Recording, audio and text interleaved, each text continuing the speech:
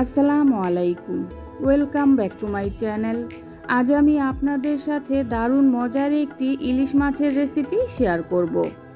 এইভাবে যদি ইলিশ মাছ রান্না করেন তাহলে দেখবেন খেতে কিন্তু অসম্ভব মজার হবে। আশা করি আমার আজকের রেসিপিটাও আপনাদের কাছে ভালো লাগবে। আর যদি ভালো লেগে থাকে তাহলে অবশ্যই আমার চ্যানেলটাকে সাবস্ক্রাইব করবেন।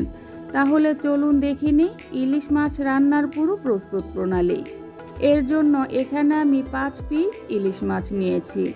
মাছ কেটে ভালো করে ধুয়ে পানিটা ঝরা দিয়ে নিয়েছি। ইলিশ মাছ রান্নার জন্য প্রথমে আমি একটা মশলা তৈরি করে নেব। এর জন্য একটা ব্লেন্ডার জারের মধ্যে আমি নিয়ে নিচ্ছি 1 কাপ পেঁয়াজ কুচি, 10-12টার মতো দিয়ে দিচ্ছি কাঁচামরিচ, ঝালটা আপনাদের পছন্দ মতো দিয়ে নেবেন। সরিষা দিয়ে দিচ্ছি 1 টেবিল চামচ, আমি সাদা সরিষা নিয়েছি, আপনারা ইচ্ছে করলে কালো সরিষাও নিয়ে নিতে পারেন। প্রথমে আমি সরিষা ভালো করে ধুয়ে তারপর পানি দিয়ে কিছুক্ষণ ভিজিয়ে রেখেছিলাম। লবণ দিয়ে দিচ্ছি টেস্ট অনুযায়ী। এবারে আমি সব কিছু একসাথে ব্লেন্ড করে নেব। আমি ব্লেন্ড করে নিয়েছি। ব্লেন্ড করে আমি মিহি পেস্ট তৈরি করে নিয়েছি। এবারে রান্নায় চলে যাই। রান্নার জন্য চুলায় একটা প্যান গরম করে তার মধ্যে দিয়ে দিচ্ছি 1/4 কাপ সরিষার তেল। আজকে আমি ইলিশ মাছ সরিষার তেল দিয়ে রান্না করব। তেল গরম হয়ে এলে তারপর দিয়ে দিচ্ছি আমি যে প্রথমে একটা মশলার পেস্ট তৈরি করেছিলাম সেই মশলা দিয়ে দিচ্ছি। আদা রসুনের পেস্ট দিয়ে দিচ্ছি 1 টেবিল চামচ। এবারে মশলা খুব ভালো করে নেড়ে চেড়ে মিক্সড করে নেব। তারপর 5 থেকে 6 মিনিটের মতো তেলের সাথে ভেজে নেব। এইভাবে করে তেলের সাথে ভেজে নিলে খুব সুন্দর একটা ফ্লেভার আসবে। আমি প্রায় 5 মিনিটের মতো মশলা ভেজে নিয়েছি। তারপর দিয়ে দিচ্ছি ইলিশ মাছ।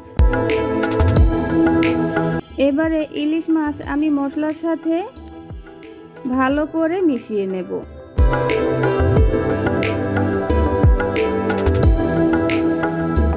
ইলিশ মাছ আমি মশলার সাথে খুব ভালো করে মিক্সড করে নিয়েছি। তারপর দিয়ে দিচ্ছি 1 কাপ পরিমাণ পানি। এখানে বেশি পানি দেওয়া যাবে না, 1 কাপ পরিমাণ পানি দিতে হবে।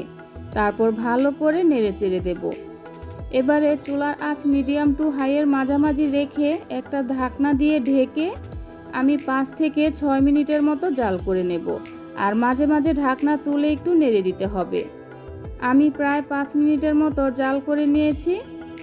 ইলিশ মাছের এই রেসিপিটা আপনারা বাসায় একবার হলেও ট্রাই করে দেখবেন। খেতে কিন্তু অসম্ভব মজার হবে। আর এটা রান্না করা কতটা সহজ তা আপনারা দেখেই তো বুঝতে পারছেন। এবারে দিয়ে দিচ্ছি 5-6টার মতো আস্ত কাঁচামরিচ। তারপর আবার একটা ঢাকনা দিয়ে ঢেকে দেব। ঢেকে চুলার আঁচটা মাঝারিতে রেখে আমি 3 থেকে 4 মিনিটের মতো জাল করে নেব। আমি প্রায় 4 মিনিটের মতো জাল করে নিয়েছি। ইলিশ মাছের মধ্যে যে ঝোল ছিল সেই ঝোল কিন্তু অনেকটাই কমে গিয়েছে। এবারে দিয়ে দিচ্ছি ধনিয়া পাতা কুচি। ধনিয়া পাতা কুচি দেওয়ার পর আর নাড়াচাড়া করতে হবে না। এইভাবে করে প্যানের হাতুলিটা ধরে একটু ঝাঁকিয়ে দিলেই হবে। এ সময় চুলার আঁচ মিডিয়াম টু লোর মাঝামাঝি রাখতে হবে। চুলার আঁচ যদি বাড়িয়ে দেন তাহলে কিন্তু নিচ থেকে লেগে যেতে পারে। ধনিয়া পাতা কুচি দেওয়ার পর আমি কিন্তু আর বেশিক্ষণ জাল করব না, 1 থেকে 1.5 মিনিটের মতো জাল করে নেব।